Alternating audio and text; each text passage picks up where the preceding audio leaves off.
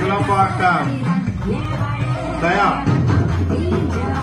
அருமை அருமை அப்பா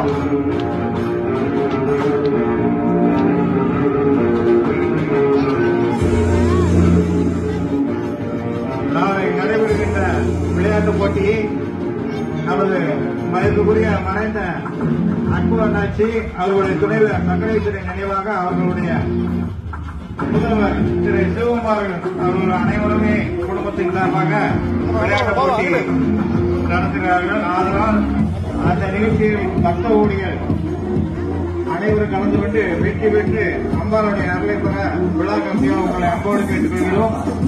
கொஞ்சம் வழிவிடுங்க. இந்த வாங்க பாடசாய் பையன் சேட்டு பையன் 2 பேரும் விட்டு வாங்க.